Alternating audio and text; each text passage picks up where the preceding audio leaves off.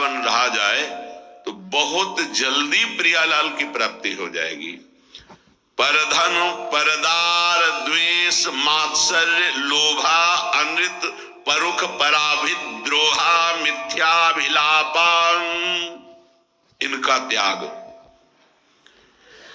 जो उपासक वृंदावन की भावना करता है, आशा करता है वृंदावन की कृपा की, आश्रय लिए है वृंदावन का, वो बाहर रहकर भी इन दोषों से बच जाए, और जो धाम वास कर रहा है वो इन दोषों से बच जाए, तो बाहर वाले को भी प्रिया प्रीतम मिल जाएंगे यहाँ वाले, क्योंकि वो वृंदावन का आश्रय लिए, ये वृंदावन का आश्रय और वास दोनों स्वीकार किए।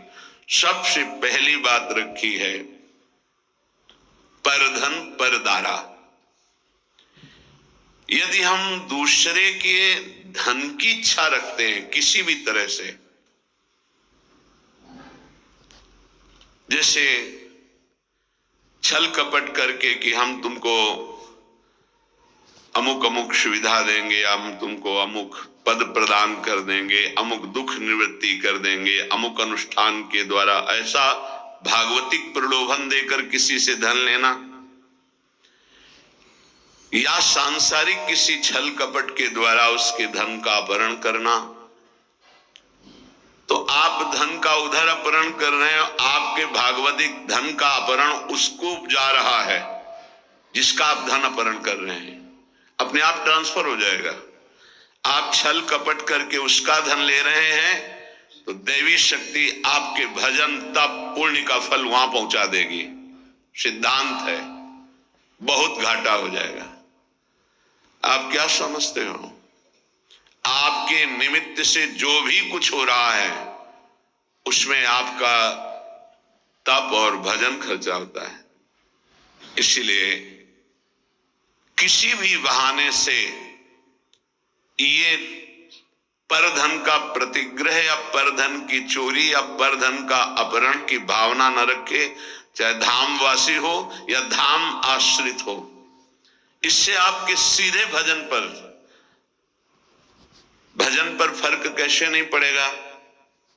भावना है, प्रिया प्रीतम साथ चल रहे हैं, सखियां सामने संगीत बजा रहे हैं, तो हिसाब किताब प्रिया प्रीतम अपने पीछे उनकी सेवा में वो प्रार्थना कर रहे हैं, स्वीकृति हो रही, मेरी प्रियाजू की इच्छा, इसलिए कहीं कर्ता भाव नहीं, कहीं प्रतिग्रह का भाव नहीं, कहीं स्वीकृति भाव नहीं, कहीं अहम भाव नहीं।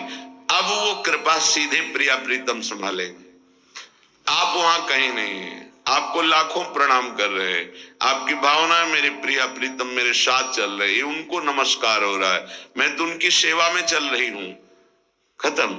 अगर मेरे को प्रणाम तो हिसाब उसका देना होगा, अगर प्रिया प्रीतम को प्रणाम हो, आप सेवा में आप केवल देख रहे हैं, वो हिसाब प्रिया प्रीतम, वो अमोघ आनंद समुद्र है, हर जीव का परम कल्याण एक निमेष मात्र में कर देने की सामर्थ्य हमारे प्रिया प्रीतम में है। निमेष कहते हैं पलक झपकने के समय को। परदार, चाहे गृहस्थ में हो, चाहे विरक्त में हो, चाहे वृंदावन वासी हो या वृंदावन के आश्रित हो, परिस्त्री के प्रति काम भाव से दर्शन करने से सारे सुकृत नष्ट हो जाते हैं, और कहीं उनके अंग प्रत्यंग का अचानक दर्शन हो जाता है तो दोबारा दृष्टि नहीं जानी चाहिए। अगर एक बार आपने देखा, दोबारा फिर काम भाव से देख लिया तो आपकी तपस्या, आपके सुकृत सब ढक जाएंगे।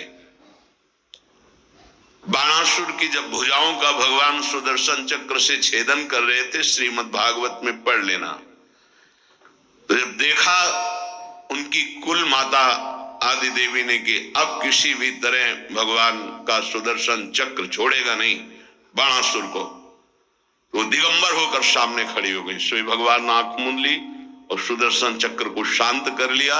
इसमें महादेव जी की प्रेरणा थी, क्योंकि चाहते थे 4 भुजाएं तो बची रहें, 1000 भुजाओं का छेदन।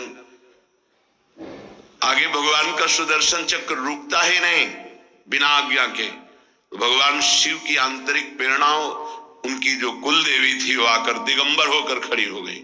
भगवान ने वहां लिखा है यदि किसी के अंग प्रत्यंगों का दर्शन हो जाए तो सारे सुकृत नष्ट हो जाते हैं, इसलिए पर शब्द लिखा हुआ है। गृहस्थ में भी है तो जो पराई माता बहनें हैं, अगर वृंदावन का आश्रय लियो भगवत मार्ग के पथिक हो तो दृष्टि एक बार जाने में क्षमा है।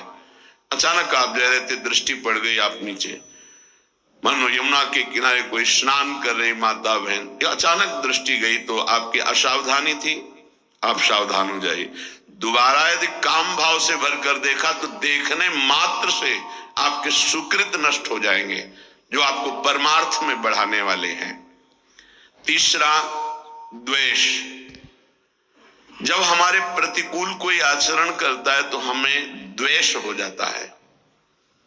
ये द्वेष बहुत ही घातक है, प्रायः सबके हृदय में रहता है और वो जलाता रहता है। जरा सी प्रतिकूल